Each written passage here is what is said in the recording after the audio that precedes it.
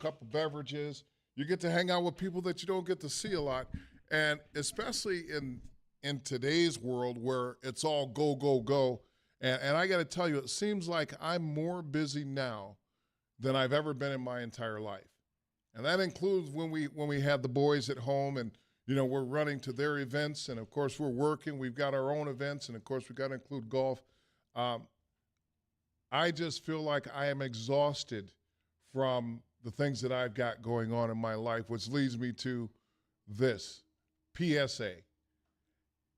We need to learn how to slow down and take it easy. That's what I've learned this past week with all the stuff that I've had going on. And sometimes we forget that. And for me, it's manifested itself in very poor golf. That's the excuse I'm using. For the last 2 weeks of golf, I only won one match play event, one match play match in 7 tries. So I'm blaming it on my being too busy, and it's funny because my good friend Milton Taylor would say, well, you didn't put in the work. He's right. I didn't practice. I didn't do the things I needed to do. But hats off to all the golfers out at Maple River, Matt, the golf professional out there, and Brett. They did a fantastic job. It is a premier event out there. We had an absolute blast. Despite losing, there was really great golf being played, just not by myself. So hats off to the Maple River crew for everything you do. You are appreciated. And from there, we're going to move on. I want to jump right in because we've cut down to the Vikings 53-man roster. And so I was going through and I was looking at the notable cuts. I think it's funny. I think the number one notable cut would be Louis Seen. He's one of Kwesi Adolfo-Mensah's one of his first draft choices. I think he was James. Was he a number one pick? Yeah, he was late first round. They traded back into the first pick 32, if I remember correctly, for it. Yeah. So he's entering year 3. He had that leg injury in London against the Saints. Right. Missed almost his entire rookie year, like 80% of it, and then he was off and on the field his second year because of injuries. He finally felt healthy this year, but I suppose with the fifth-year option looming at the end of this season, paired with the amount of money a first-round pick makes versus somebody like a Dwight McLaughlin, who I understand is a cornerback, not a safety, as an undrafted player, is much more affordable in the salary cap strip kind of ridden era that we're in. Well, I think the big problem is you look at the safety room. I wasn't big on Bynum last year until last year. I think he really came along, and I forget the third safety, but, with Bynum and Harrison back there, Harrison Smith. Harry the Hitman. Yes. I think that they're solid at safety, and let's face it, the guy was injured, right? Why would you waste that much money on somebody when you can bring in – I mean, it's not like he's going to affect it that much. Where you can bring in somebody that you can develop over the next year makes sense to me. Running back, it's funny how – I don't know what they're thinking, but they've only got 2 running backs. It looks like – well, they got the fullback C.J. Ham. Then they've got Jones. And who's the other guy? Golly. But – I don't know if they're looking to pick up some running backs. I was surprised that they let a couple of those guys get away, but I'm sure they know more than I do as far as that goes. I think the big thing is, and people are talking about the quarterback position, and it's my contention that the reason that the Green Bay Packers always land on a good quarterback is they develop them. You look at them. Rodgers sat behind Favre. Love sat behind Rodgers. These guys get time to learn the pro game. So that's how I'm looking at Sam Darnold. I think this is his 4th or 5th year in the league now, and he's been behind people watching and studying and learning, but just getting comfortable as a pro. Excuse me. Now he walks into a system that is offensively loaded. I think that we're going to be just fine there. I'm still concerned that we didn't beef up the offensive line, though. In that regard, James, it's like, is it that hard to find offensive tackles and centers and guards? Well, We're fine at tackle. It's everywhere else. The interior offensive line. And Ed Ingram needs to take a step forward for him this year. And it doesn't help that Dalton Reisner got put on the IR yesterday afternoon while they were whittling down. But he had, you know what? He had entry issues at Denver. Mm-hmm. And that's one thing that I've noticed about Kwesi and KOC is that they're taking these, you know, when you talk about analytics, they look at what a guy, not what he could be, but what his measurables were when healthy, right? Mm-hmm. And so if you look at it, they've kind of peppered this roster with guys that may have been nicked up or when they produce well and they got hurt but they don't pick up guys that have played themselves out of position. They pick up guys that have lost their position. A very subtle thing, you know? I mean, you look at Jones, I believe Jones had an injury last year or the year before. He's another one of those guys where he became expendable, you know? So with that, I'm thinking I got to put the Vikings on 8 wins, you know? I just think they're going to go 8. You know what? I'll be delusional right now. I'm going to put them on 9-6. What do you think? You think 9-8 on them this year? Going above? Oh yeah, 9-8. I'm somewhere around that 500. I think they bottom out at 6 wins. I think they top out at 10. But as of right now, I think they're probably a 7-10 team. I really do. You don't think that? And my thing is, I'm hedging my bets, and this is why I think they could win more. Is take a guess. Well, I have to imagine a healthy Justin Jefferson, and it's the first time Sam Darnold's going to play consistently with weapons around him. Nah. Tackles are solidified. Guards are not. No. Well, you have defensive coordinator. Flojo. There you go. Right? Will Flores. Hey, listen. Here's the deal. This is the basis for the Ravens' entire identity forever. Right? It's kept John Harbaugh employed for what? Are we on 20 years yet? At least 2000. No, because what's his name? He wasn't there for the early 2000s. No, one was the Brian 2000, Billick. I think. Brian Billick. Yeah, I want to say he Right. got there in like 05-ish. So it's close to 20 years, but you know, strong defense. They're always in the mix in their conference, and I think a guy like Brian Flores fits that mold. I mean, he's innovative. It's weird because there are times when you watch his defense, they're giving up a ton of plays. They're giving up a ton of yards. And then they'll go on a streak where for 5 or 6 games they are shut down. You know, absolutely shut down, locked down, and against better teams. You know? I mean, you look at what they did to San Francisco last year. Now, I don't know who was hurt. Deebo Samuels was hurt. He was the only guy in the offense I can remember, but the Vikings hemmed him up pretty good. So, ladies and gentlemen, my observation on the Vikings is I think this could be our year to get back to the playoffs. I don't know that we have Super Bowl aspirations just yet, but you got to look at it. You know, since they don't play preseason games anymore, the first 3-4 games of the season is basically a feeling out period because your starters haven't played a whole lot, you know? So there's that gelling period, and I'll use the Packers as an example. The last 3-4 years, the Packers have been horrible at the beginning of the season. And then right about game 5 or 6, Matt LaFleur gets them going, and they end up having a better record. Conversely, Detroit seems to start fast, and they tend to fall off, with the exception of last year. They were pretty stout. And then, of course, the Chicago Bears, I'm sorry, but I've seen enough of Caleb Williams. It's very easy to talk a good game in preseason. You know, and I mean, let's face it, Trey Lance threw for 400 yards in a game. He also threw 5 interceptions. But I don't believe that Caleb Williams is going to be able to do it once he comes under fire. You know?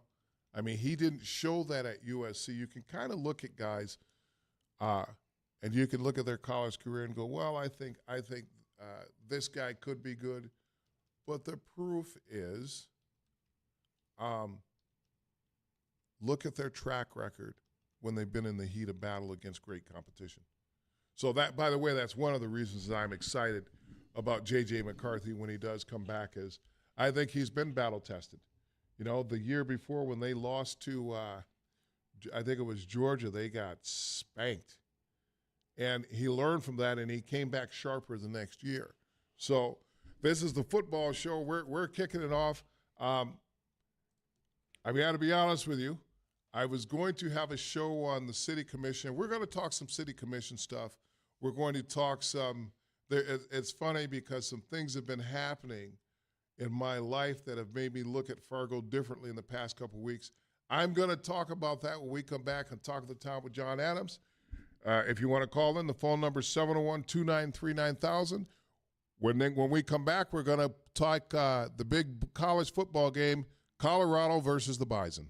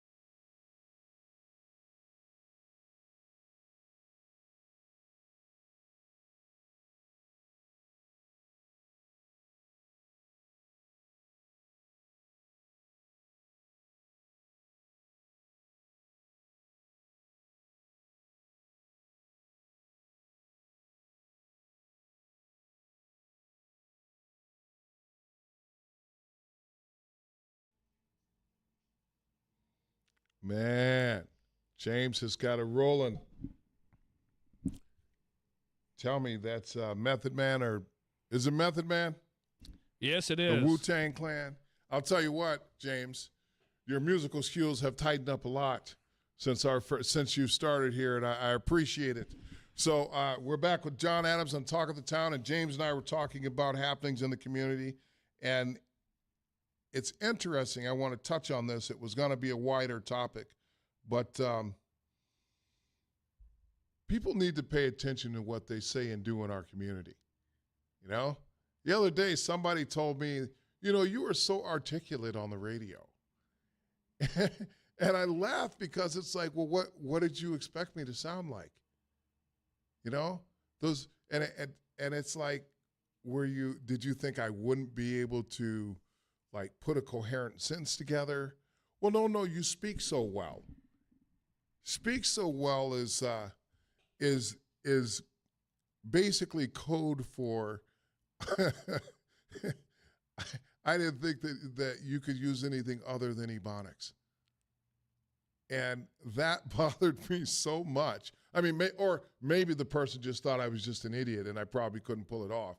But whatever it was, these little microaggressions that you face, like for women, I'll never forget my wife. She's at the Vogel Law Firm, and a neighbor of ours, when she said, "Oh, I work for the Vogel Law Firm," he said, "Oh, which attorney do you work for?" that is the height of sexism, if there ever it was. But I say that we need to pay attention to what we say, because what you say matters, And I hear a lot of people talk about, well, there are so many people out there race baiting. There's so many people that have different issues that, they're so up in arms about. And it's like, yeah, people are up in arms because these things are happening. Okay? That's part of the issue. Okay? Is that these things are happening, and so we have to deal with them. And part of it is as a voice on the radio, I have to bring it to people's attention when I can, because I believe that sometimes people can be racist and not understand that they're being racist or sexist. Like when I worked at Shields, people would call in and say, "Hey, can I speak to the colored guy?" And I'd be like, "Well, what colored is that?" And I wasn't offended, because if you grew up in rural America, colored was just what you call black people. And it had nothing to do with being racist. Those people were products of their environment, so I didn't feel slighted. I was more offended when people would call me black, because I'm not black. I'm more of a light mocha, maybe a deep, rich chocolate. Oh, James, it's coming off the rails quickly, but anyway. I didn't know what I was supposed to say with that. I'm starting to Google things now. But there are just things. Not everything has to mean what you think it means, or when you say stuff, it's right on point. So the last example I want to use is, right now I'm wearing a T-shirt that says "Stay Black" on it. It's my sign-off. It's what I do. It's what I'm known for. I've worn this T-shirt. I've said this saying ever since I can remember. And so for those people out there that don't understand it, I'm going to explain it again, because I was wearing this T-shirt out, and I had somebody say, "Well, how would you feel if I said stay white?" And I said, it depends on what you mean. If you mean I love lutefisk and I love the Norwegian flag and I like making lefts, well, then stay white. I'm okay with that. But if stay white to you means being divisive or derisive towards people of color or immigrants, or being sexist, or homophobic, then yeah, you probably shouldn't stay white. But I could not believe that there were some people that were very disturbed by my shirt. And the funny thing is, the definition of stay black is on the back. And it's faith, family, and I forget the other one because I haven't read it lately. But I'm going to say it again. Stay black means be true to yourself. Okay? Plain and simply, that's all it means. No more, no less. I'm not trying to make a political statement. For those of you who know, it is very important to me that people be who they are. My mom used to say, "You don't go downtown putting on airs." And I think that we're losing a little bit of that, because people are afraid to just be themselves, And it's funny because I had a friend of mine from college say, you know what? Other than being a little bigger, you haven't changed a whole lot. And I take that as kind of a badge of honor because that means that I've been consistent through my whole life. Now, I don't know if that's consistently good or consistently bad, but it seems to me that if somebody says, you haven't changed a bit, and it has to do with the positions that you take in life, I think that that's a good thing. Now, this is not to say that I'm not without my issues too, because Lord knows I have them.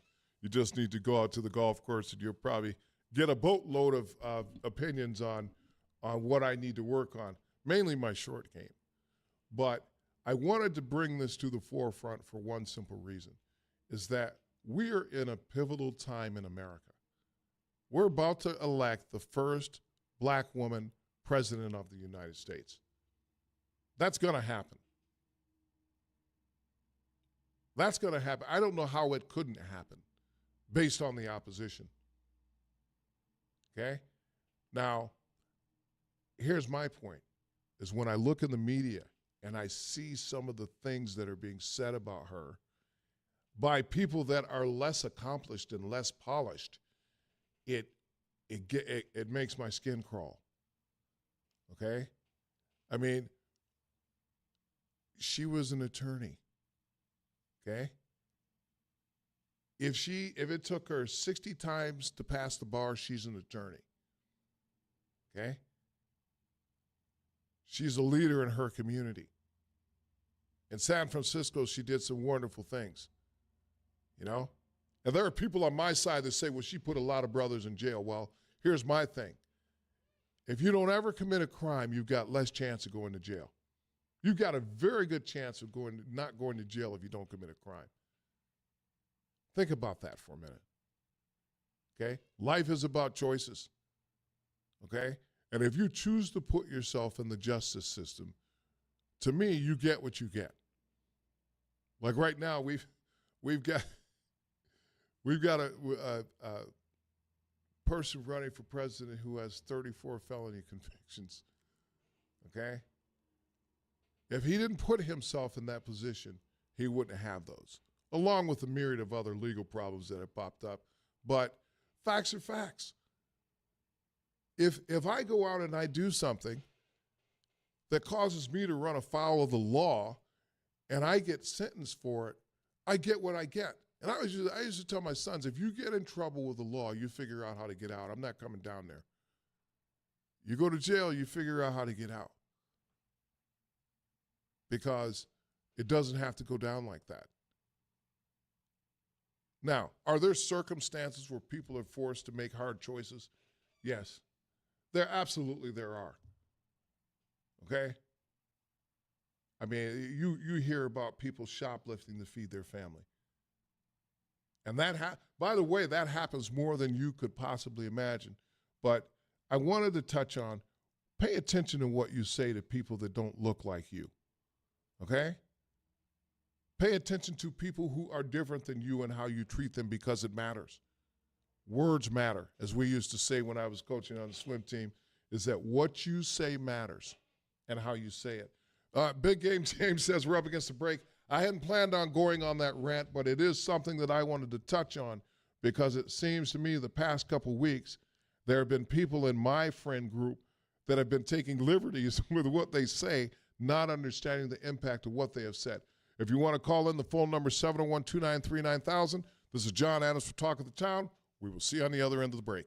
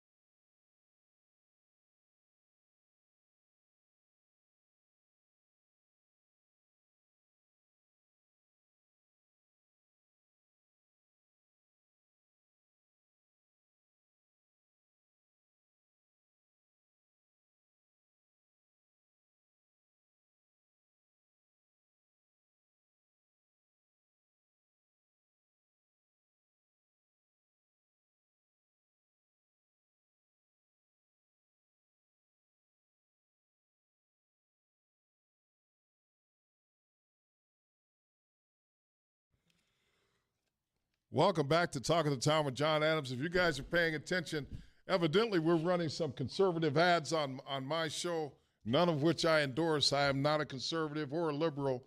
I would like to call I'm a centrist, which means that depending on the issue, I could be very liberal or very conservative. So there you have it again. I think it's funny that maybe it's just a human condition that I feel a need to explain my position so much, because and I have friends that say, you know what, you're so liberal and it shows on your radio show. And I think it's funny because my mom, whoa, there's a Freudian slip, James.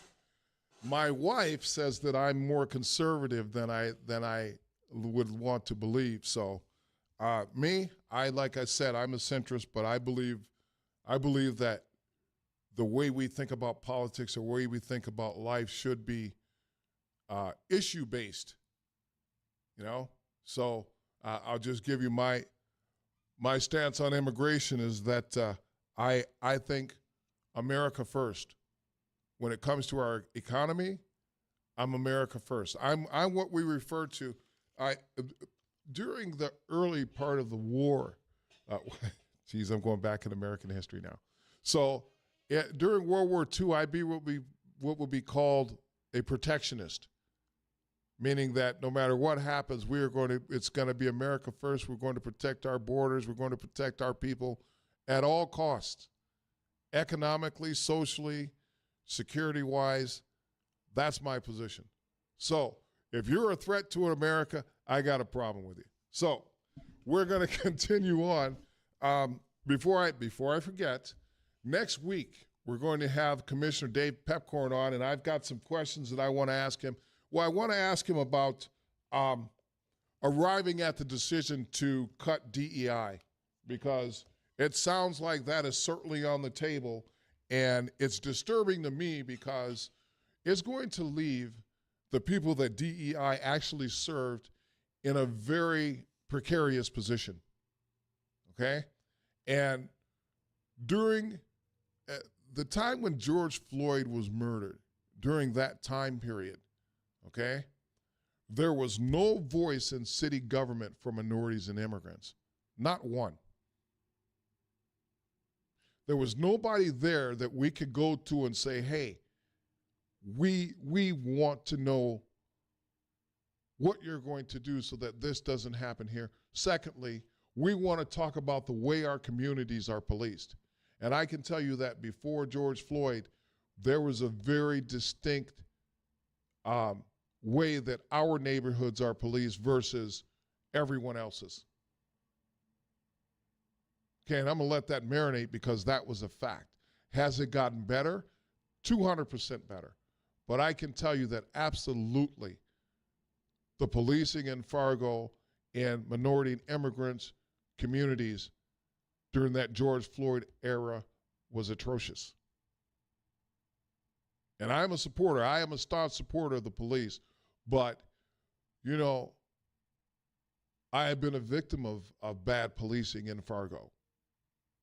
Okay? Not on more than one occasion. So I'm not speaking from something that I don't know about. Here's my problem, is DEI was addressing those things, and it was holding the feet of the government to the fire in those areas. I can tell you that as a black person, watching what the city has done in our community since DEI has been in effect, the way that the commissioners move is different, okay? The way that the system moves is different. And when that goes away, we're going to be set back to where we were before, where no real voice in the city commission, okay? No one in the city really taking on our problems in a meaningful way. That's what it's like. That's what it was like before DEI. Now, you want hard metrics, you want measurables. We had those. There was an environmental scan done as well as a climate assessment.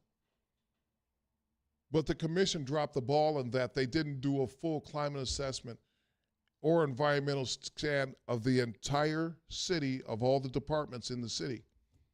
They didn't do it. As a matter of fact, after they did one, they said, well, we're not going to do that anymore. Even though they admitted that they had no understanding of what DEI was and that Dr. Hogan was to build the program. He built it. He's a professional. He's worked in the industry for years. He understands. He came from he came from Chicago. He understood what it takes to build a DEI machine, something that is actually is effective and it's actionable. Our commissioners sat on their hands and they did nothing. They did nothing. They asked for things that they had no idea what they were asking for. But if they had just gone to the general public and had said, hey, what do you see DEI? How do you think DEI is working out? And you go to the people that Dr. Hogan is supposed to serve, they would have found that there's a large contingent of people that think Dr. Hogan has done an outstanding job. And with over 30,000 minorities and immigrants in this community, I honestly think that the displeasure of what's going to happen with DEI is going to be reflected in the next election. I honestly believe that. Because for me, I'm fed up.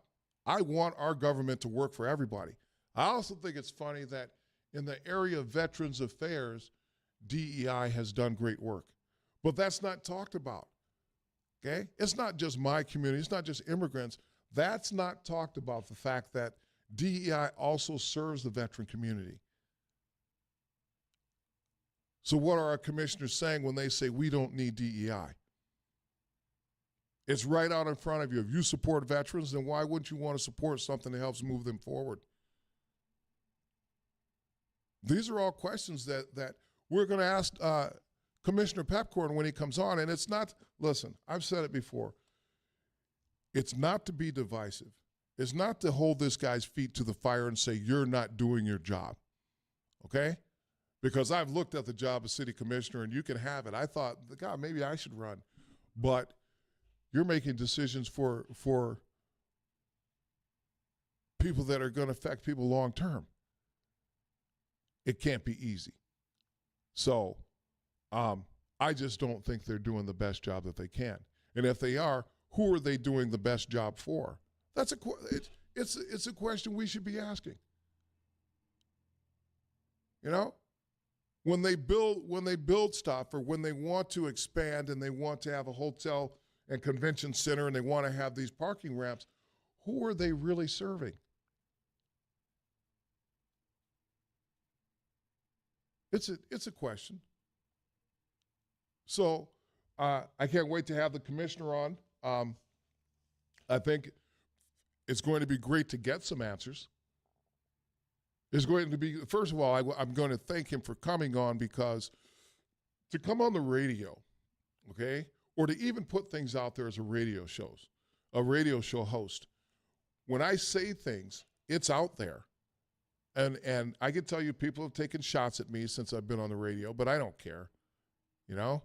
As long as my wife and kids love me and I'm able to golf and play video games, you know, and I maintain my spirituality, I'm good. I'm good. So anyway, we're going to have Commissioner Dave Pepcorn on next week.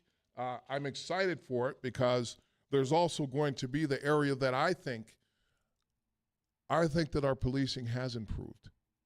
And I think that the city commissions had a hand in that to a certain extent.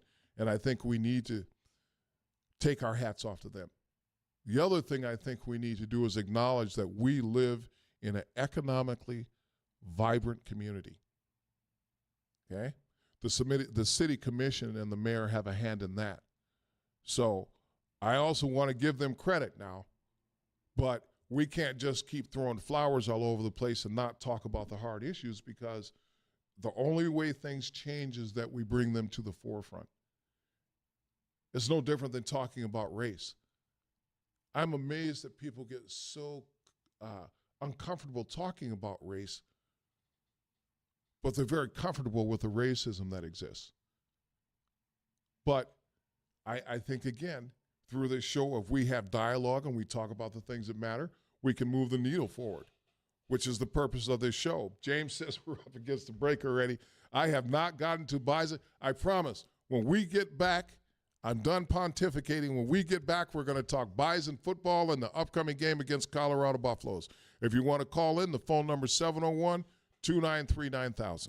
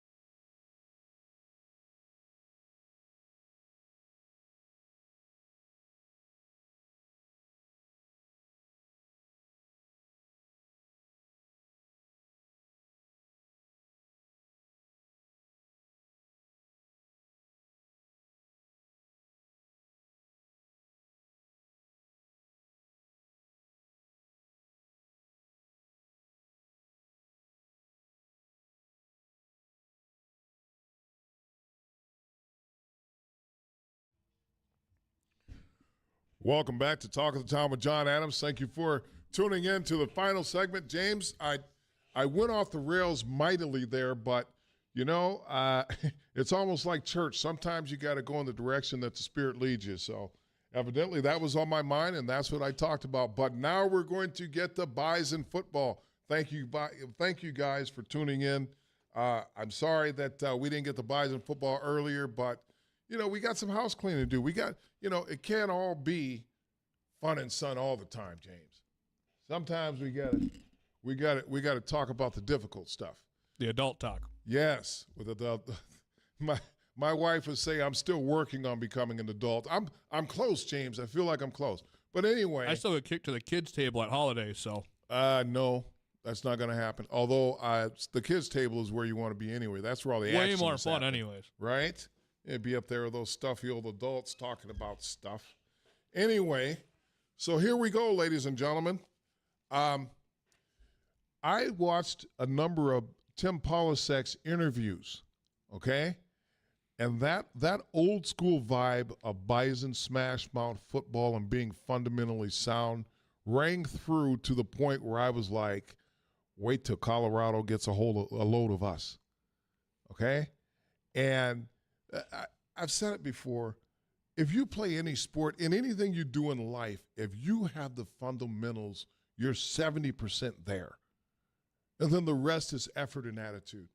And so just based on listening to Coach Polasek and the fact that he wants to instill that old school Bison toughness, the thing, and I'll tell you, if they run the ball 60 times, they're going to win this game. They've got to shorten the game. They've got to deal with Colorado's speed. But remember, people, these kids are all the same age. Okay? They're just college students. Okay? So you could say somebody has better talent, but you only play so many at a time. Then it comes down to coaching. Okay? A lot of these kids are the same age as the Colorado players, but Colorado, when they get flustered, becomes a very undisciplined team. And you can tell on the sideline because their players are jaw-jacking and they're yelling at each other. You know, the coaches are yelling at the players, you know. And what I've learned is in coaching, when you yell, they only get about 20% of the message. During game time, you yell in practice, you coach during games. And I think that Coach Polisek, he's bringing that back. You'll see the coaching. I want to see what the swagger is going to be like with the Bison. And I have a feeling that they're going to be swaggerless, which I love. You know, the celebrations in the end zone. There's one thing that the Bison always did that was old school that I appreciated, and that was the Bison never celebrated openly in the end zone. And it started with discount double check guy. I forget his name, James, but he started doing that in the end zone, but that was when you started to see a little bit of swagger. But for the most part, Bison players would celebrate with other Bison players. They would shake each other's hands, pat each other on the butt, and they would celebrate with each other. They didn't have to demonstrate that they made a tackle or they made an interception. It was all about keeping it in-house. And I feel a lot of that with Coach Polisek. I feel just that old school vibe and the discipline. I think there were many times that the Bison team got penalties that they shouldn't get because they were undisciplined. I think that he brings that back. So the flip side of that is going to be it's not going to be an easy game, but if we could shorten it, I hope that A-gap power is a feature. You know, the tight end pop pass. God, I almost said remember Jimmy Kleinsaucer. Oh, Bison fans. But those type of plays, you know, this wide open read option offense, that's for the birds. I mean, I don't see many of those teams. Those aren't the teams that win championships. You look at South Dakota State and you look at Michigan last year. Both of those teams won the national titles, and they ran with hard-nosed running offenses. Matter of fact, South Dakota State stole the NDSU playbook. They were running A-gap power in the national championship. They were grinding people up and spitting them out. We need to get back to that, not to tell the coach how to do his job, but to see more of that. We need to see the discipline, receivers blocking downfield to the best of their ability. I don't think we've had great blocking out of the wide receivers since Trey Lance and that group. I'm hoping that we're getting back to that. If I have to make a prediction, honestly, I think it's gonna be. This is tough. 24-17 Bison. That's a tough one. That's a pretty low score. You know what? I'll revise it to 35-24 Bison. Because if it gets into a track meet, we got people that can fly too. We got people that can rock and roll. So James, I understand earlier in the week you got to meet with the coach, and what is your take on the wide receiver room? Because I think that's pivotal for us. If what was it? Eli Green left. Yeah, Eli Green left for Iowa State. He was the truth, baby. He's going to battle North Dakota this weekend, actually. Well, I wish the young man well. You know, I think it's sad that people get upset that these players leave, but at the same time, if you got a better job offer to make more money, you would up and leave too. You know, there's no loyalty in business, okay? The only place that I've ever seen loyalty is at Shields.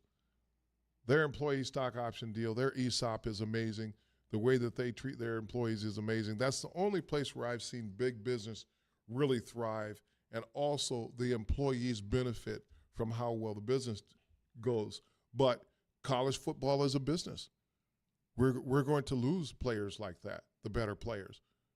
FCS teams have now become a feeder or a minor league feeder system for the bigger Power 5 schools. So I think the coaches that are able to coach up, and this is one of the things that I like about the Bison, they've never gone out and got these 4 and 5 stars. I mean, they do get some superstars, but they recruit well and they develop their talent. Mm-hmm. And that's the way you remain consistent. And I have no doubt that that will continue under Coach Polasek. So anyway, I asked you a question, then I started talking. Go ahead, James. It'll be interesting with Eli Green being gone there. You have some experience in the tight end rooms, and we'll see how that goes. Joe Stoffel and what he can bring to the table. But you're going to see Bryce Lance finally actually getting some legitimate, a good amount of routes run on Thursday night. That'll be interesting. And you still do have Raja Nelson, Braylon Henderson, a couple of guys that have been here for 4 or 5 years as well. So I'm not going to say you have a little bit more size, I would say, depending on which receiver you're looking at. Your slot's pretty prototypical, but you do have a couple of larger receivers in Tyler Terark and Bryce Lance as well. So you have a little mix and match with that, and hopefully they can just get their blocking under control and let the Hogs run wild. I think that there's going to be a lot of 12 personnel out there. Mm-hmm. I think first of all, Roger Nelson is a beast. Okay, I mean the flashes that he has shown, he could be a good number one receiver. Within a ball control offense now. So that means that you have to set up your plays, play action and stuff like that. I hear the play-in music. Are we done? Yeah, it's time to roll. Oh, I got to get to Boulder, man. Oh, ladies and gentlemen, Big Game James is off to the game. Thank you for tuning in, and as always, stay black.